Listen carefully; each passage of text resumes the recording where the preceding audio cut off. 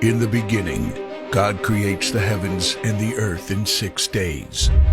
He makes Adam and Eve, who spend their days with God until they give in to temptation by eating from a forbidden tree. Sin enters the world, and things get so bad that God floods the earth and starts over with Noah and his family. Years later, God calls Abraham to follow him with the promise to make Abraham the father of a great nation.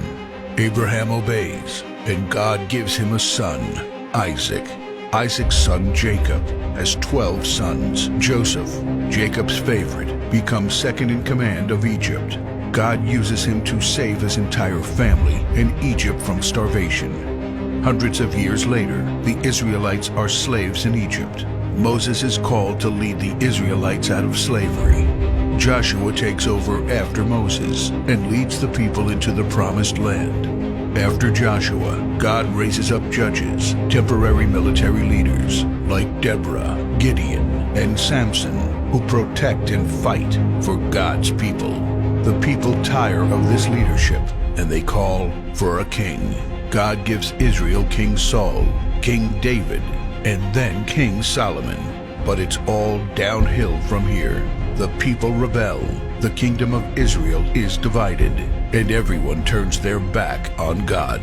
Prophets like Elijah, Isaiah, Micah, and Jeremiah warn that if people don't repent of their sins, there will be consequences.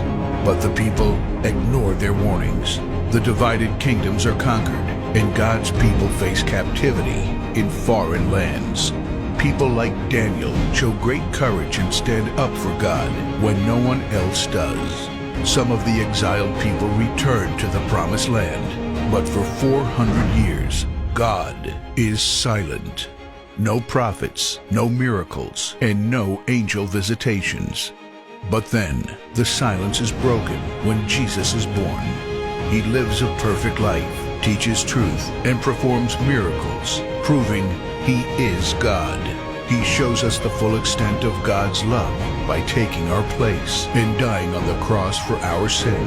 He is placed in a grave, but 3 days later, Jesus rises again, conquering sin and death. His followers travel the world, sharing the good news of His love and starting churches. We now are part of this story, and we have the chance to change the world and share His love, because one day He will crack open the sky and He will return. It's the greatest story ever told.